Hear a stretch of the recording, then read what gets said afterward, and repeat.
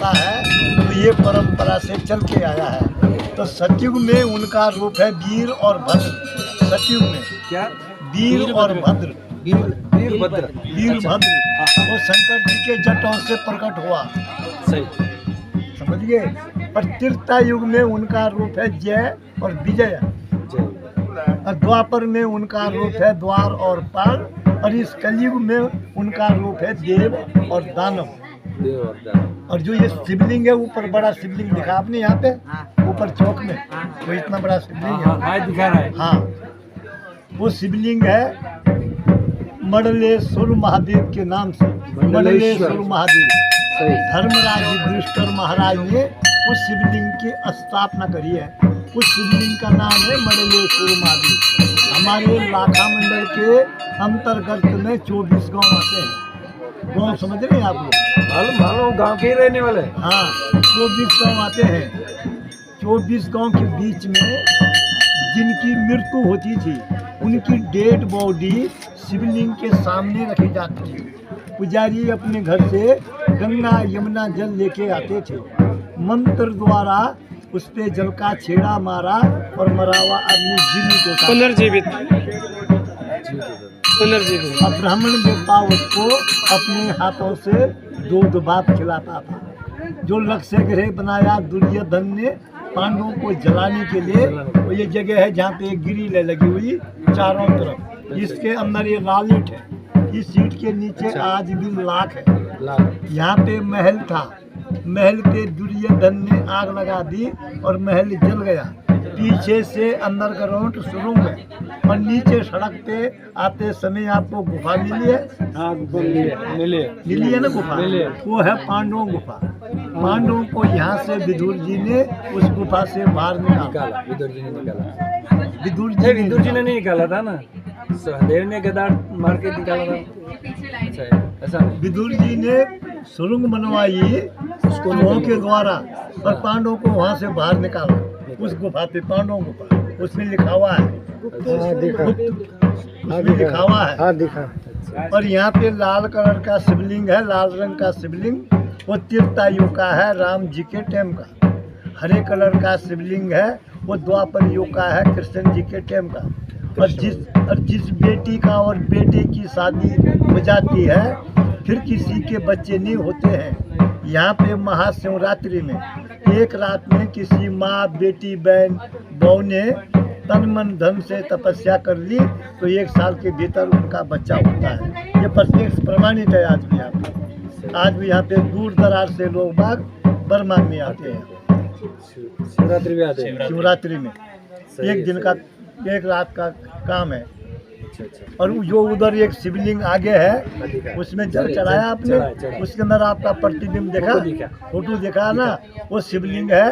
अद्भुत शिवलिंग, चिंता हरण महादेव। उस भगवान के दर्शन करने से सारी चिंता दूर होती है। और वो शिवलिंग है पारदर्शी शिवलिंग। जैसे प्यार आप अपने पति से करते हैं, वैसा प्यार आपका अपने अंदर भगवान समा लेता है। और वो शिवलिंग है अष्टदल शिवलिंग। उसके चारों तरफ 8 कोने हैं। राजा सगर के 60,000 बेटे थे और कपिल मुनि ने उनको श्राप दिया और सारे भस्म हुए। भागीरथ जी ने उनके कुल में जन्म लिया और शिव की तपस्या करी और गंगा जी को मृत लोक में लाया और अपने पितृ देवताओं का उद्धार किया। उस भगवान के दर्शन करने से जैसे आपने उसमें जल चढ़ाया है, आपके 7 जन्म के पितरों का उद्धार हुआ है और मोक्ष के लिए प्राप्त हुए। वो बैकुंठ धाम चले गए। वो उसकी इतनी बड़ी शक्ति है। ये आपके लिए हमारे गांव की तरफ से नमस्कार है। आपने हमको पूछा है, हमें बड़ी खुशी हुई। हमने थोड़ा अपने मुखार, हमारा बंदा था ज़्यादा, उसने बोला था कि अगर बंदा ज़्यादा हो तो मैं समझता हूँ, उसने बोला, मगर कोई इधर तो गया, इधर गया, इधर गया, सब नहीं। चलो कोई नहीं, इकट्ठा हुआ तो अच्छा हुआ। वो शिवलिंग है वहाँ जल चला है, वही। हाँ, वही वो आगे है, वही। ये औरंगजेब ने, मुगलों ने खंडित किया। दोस्तों, इसलिए कहा जाता है कि आप किसी भी मंदिर में या किसी भी जगह आप घूमने जाइए, केवल घूमने मात्र से नहीं, तो एक संस्था है। केवल घूमने मात्र से नहीं, वहाँ के बारे में उस मंदिर की क्या परंपरा है, उस मंदिर का क्या इतिहास है, वो इन जैसे जो हमारे बुजुर्ग हैं उनसे वो चीज़ें इतिहास के रूप में आज संजोए हुए जो अपने पास रखे हुए हैं, उसका इतिहास हमें इनसे जानने को मिलता है।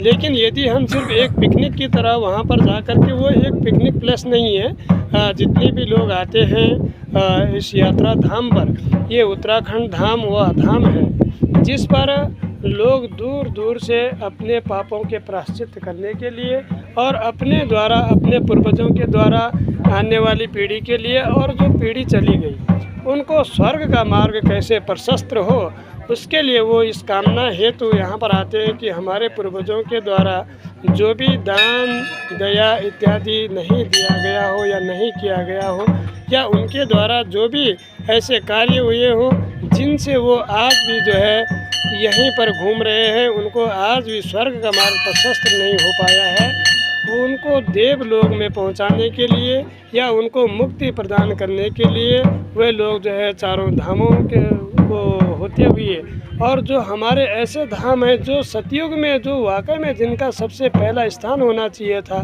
कहीं ना कहीं आज वो प्रचार प्रसार होने के कारण जो है पीछे पड़े हुए हैं। वो ऐसे धाम है जैसे आज मैं आपके बीच में लाइव आया हूँ लाखा मंडल से, और मैं भी यहीं का स्थानीय निवासी होने के साथ साथ मेरे मन में भी कई बार ये भाव प्रकट होता है कि कहीं केवल यह एक दृश्य मात्र न रह जाए और ये अदृश्य छाया में कहीं छुप न जाए।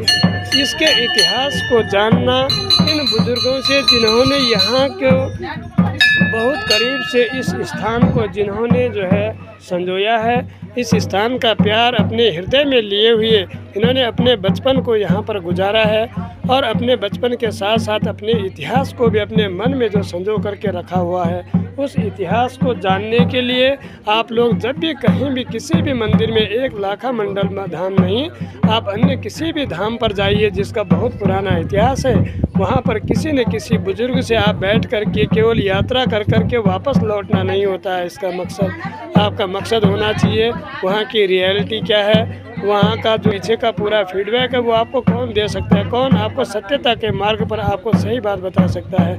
उसके लिए आपको इन जैसे जो हमारे बीच में ये सीनियर सिटीजन, जो हमारे बुजुर्ग लोग बैठे हुए हैं, जिनके चरणों को हम आज भी वंदन करते हैं, ये यहाँ पर जो आपके पुजारी के रूप में आपको और भी लोग दिखाई दे रहे हैं, इन जैसे जो हमारे बुजुर्ग लोग यहाँ पर बैठे हुए हैं, जिन्होंने, जिनके आशीर्वाद से आज हम भी फलीभूत कहीं न कहीं हो रहे हैं, और देश विदेश से आने वाला पर्यटन भी आज फलीभूत हो रहा है। इन लोगों से आप यहाँ के इतिहास के बारे में जानिए।